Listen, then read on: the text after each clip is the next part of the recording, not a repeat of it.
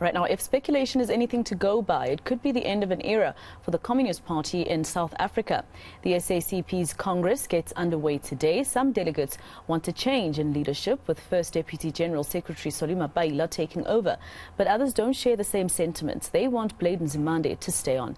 Let's go to eNCA's Govan Whittles, who's covering that story, and he joins us now live. Govan, I saw you having some type of conversation with Nzimande. I wonder what he thinks in terms of the possibility of the SACP having such a huge change.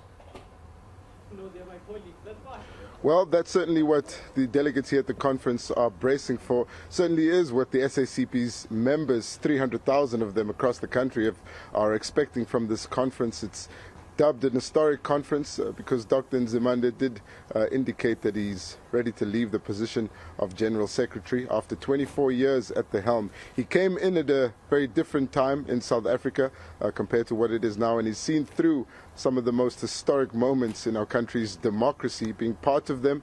And during the former President Jacob Zuma's administration, he was at a time in the cabinet when many controversial decisions were taken. Dr. Nzimande is our guest now. Dr. Nzimande, you've been in office for 24 years. You've said that you're ready to leave the position of General Secretary. Is this your final conference, and how are you feeling about that? Yes, it's been a very long time, 24 years. Of course, I must say, I've been privileged and honored, that the membership of the South African Communist Party trusted on me to play the role of General Secretary. I must say I'm feeling very upbeat and positive, in terms of what the party has achieved over the last 24 years. It's not been an easy period in so many respects. We can come to that. But if you ask me up front, we managed over this period to build an activist party, a campaigning SACP. It was not very easy, by the way, to be part of a governing alliance and at the same time be running independent campaigns, some of which were critical of some of the things that government was actually doing. We managed to wage some hugely successful campaigns, like on the financial sector, especially the issue of access to poor, especially black South Africans, to financial services, to banking services, building of cooperatives, regulation of credit bureaus, and all that. And also, by the way, we waged a land campaign that led to the first ever land summit in South Africa, which came to a very important conclusion that the willing buyer, willing seller model was not the appropriate model for actually land redistribution. And Dr. Manze, while the SACP was waging those struggles, those campaigns, the conclusion of those campaigns, or how they've been seen through, has also been the job of the SACP, who's part of the implementation of government policy. And there we have seen the government being very, very lax on campaigning. We'll come back to the issue of leadership, but while we're on this topic, to which degree does the SACP then take responsibility for the failures of former President Jacob Zuma's administration, considering your initial endorsement of them and then your participation in the cabinet in key positions where economic decisions were taken and decisions on social development? Well, in being part of government, we must take responsibility for everything, for both the advances, the weaknesses, and the failures, as the SACP on the one hand. On the other hand, we have also managed, as part of the alliance, to raise things that we've actually not been comfortable about. I think if you just take the Zuma administration, there were lots of positive things that was done by that administration. For instance, its first 5 years, it invested R1 trillion into infrastructure. Never ever have we had that in South Africa. Saving us from some of the worst impact of the 2007-2008 global financial meltdown.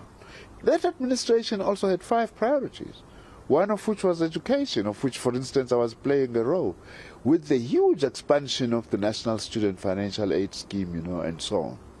And also started developing an industrial policy, which the SACP was something that had been pushing for a very long time, that in order to counter a financialized economy, we need more industrialization. And so in the implementation of those policies, that's where the corruption seeped in, and that's where we saw the institutions of the state being eroded.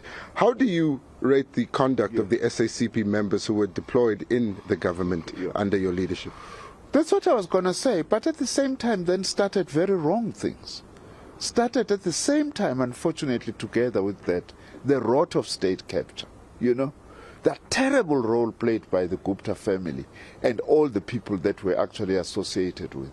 As the SACP, when that came up and it became clear that there was a problem, we actually raised that issue quite sharply. Firstly, I was asked as the General Secretary to go and raise that with the leadership of the ANC initially, to say that we are seeing these things that are actually wrong. But when we felt that we were not being listened to, then we went out publicly. That's why in the end we even called for President Zuma to be recalled as president, because we were very concerned. Remember also, but you did take that historic step of calling for the former president to be recalled. But at the same time, before the 2019 elections, there were growing calls from within the SACP to contest state power when your branches realized that the ANC was perhaps not the vehicle for them to govern the country. And under your leadership, do you believe that you frustrated that call? No, I couldn't have frustrated any call as an individual. It's a debate that legitimately is there in the SACP on the modalities of participating in the election. We are participating in elections now, but we are campaigning for the ANC. But we do have SACP campaigns on elections supporting for people to vote for the ANC. It's a legitimate discussion and debate, which is still going to also to be continuing at this Congress, you know.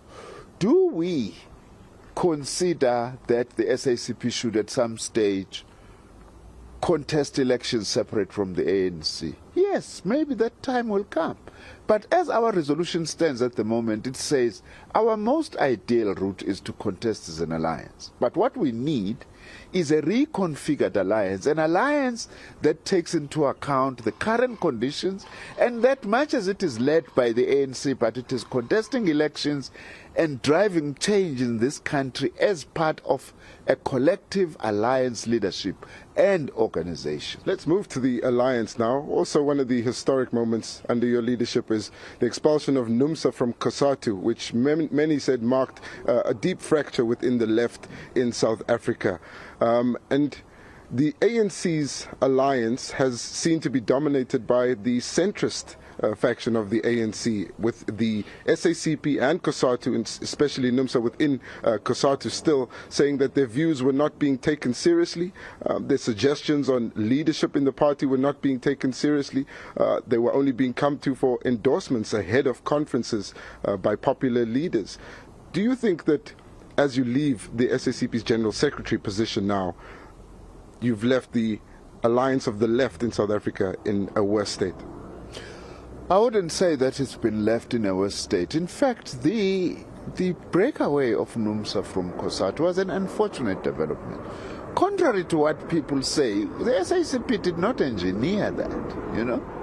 When that history is properly written, it will actually be shown that there were people in any case inside NUMSA, for instance, who were no longer happy to be in the alliance, precisely for some of the reasons that you are actually saying.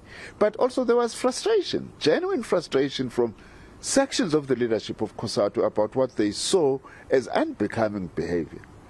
But that's water under the bridge for now, because the reason why I'm saying that is because as the SACP, we are now actively campaigning and calling for the unity of workers across federations, independent of their federations. It appears workers are united against the ANC at the moment, in the public sector, certainly in the private sector with the mining houses, the strike at Sibanye, proving that the workers are not happy with how the government has managed to assist them during negotiations here. So the only disunity which exists, it seems to be that the leftist organizations such as the SACP is still united to the ANC, while the workers seem to oppose them. It's not true that if workers are dissatisfied, there's lots of dissatisfaction by workers, you know, against government, against the ANC. A number of whom are legitimate, you know, the issue of the public sector wage settlement. That's legitimate that workers are unhappy about that. But to say, therefore, workers are against the ANC, I think that's stretching it a bit. There is dissatisfaction. ANC itself must be aware that that dissatisfaction can quickly degenerate into an anti-ANC position.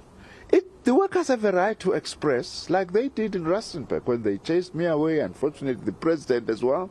We understood that because they have got legitimate grievances. But I don't think that we can categorically say workers therefore right now are against the ANC. Yes, they do have unhappiness. The challenge that we have as a leadership of the alliance, since we are raising that question, is to engage the workers openly and frankly and listen to the working class much better perhaps than what we are actually doing at this point in time.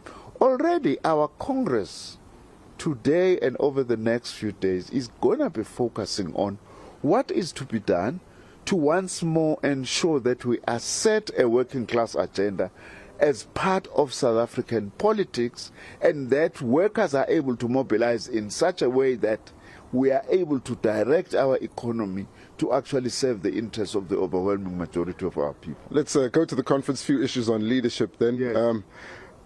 Dr. Nzimande, you've noted that you're stepping down as General Secretary of the party. Will you be available for another position like National Chairperson? If the SACP membership says so, I am available because I'm not leaving the SACP. I'm not leaving politics.